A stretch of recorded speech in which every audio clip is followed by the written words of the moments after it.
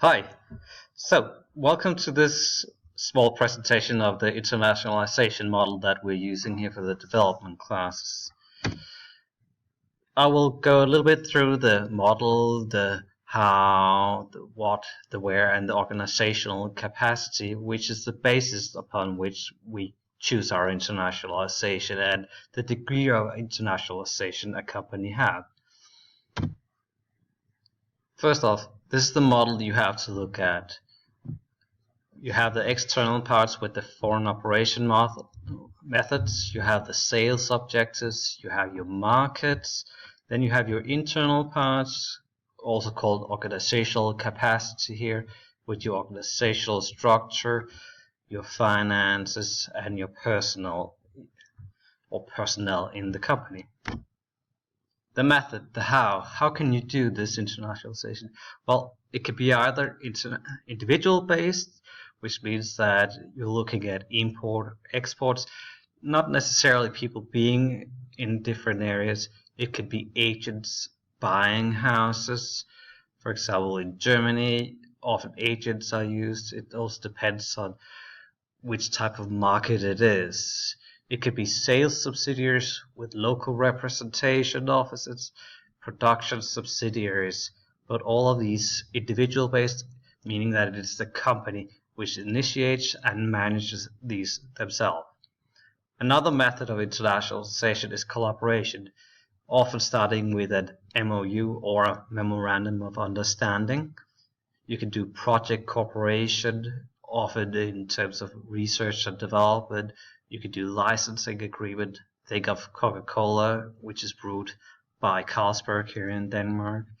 You could do joint venture companies, where two companies go into a new market together. What? The sales objectives. Well, you know ANSAF growth strategies.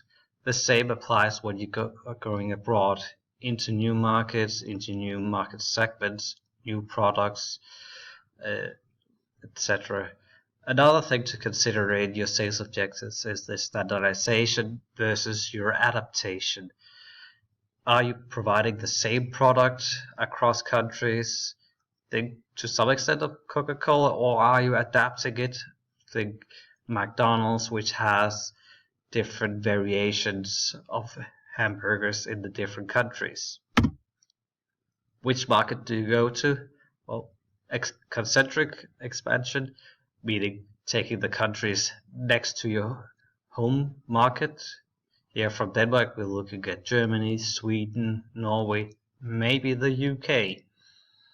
You can do an analysis, go through the different countries, figure out, okay, this have a market, it has a need, or you could go random. Your cousin has a friend in Spain. Well, the friend in Spain wants some of your products, and you sell to that guy. Suddenly you have a market in Spain. But you also have know the model of Johnson and Wallner, where knowledge is the core, where you have some market-specific competencies, you have some experience, often embedded in the individuals in the company.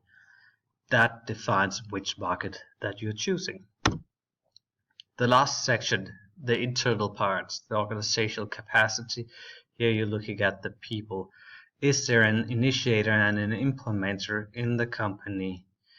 Is the internationalization a two-way learning process? Do you have somewhere international who can teach the company and someone in the company who can bring their knowledge out to the market?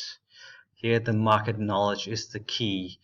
Also remember to consider the board and the management of these companies.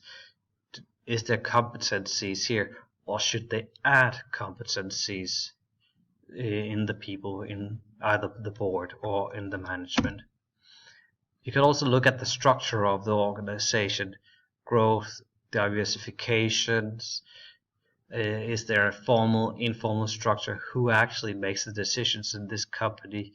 Often capabilities are organized in either people, an international manager, an international department, or maybe regional departments managing European, Americas, or Asian regions. Chains in these show also the level of commitment. Lastly, we have the financial capabilities. How is the ownership structure? Can they get more money to fund this? How's the financial situation right now? Do they have the cash to spend? What's the cost of capital in the country where the company originates? Can they borrow money cheaply? Are there alternative investment opportunities? Can they expand on the local market instead and get more profit from that? Is there maybe government support that can give cheap loans or other types of support? So, finally, dimensions: external operation method, sales objective and markets; internal organization structure, finance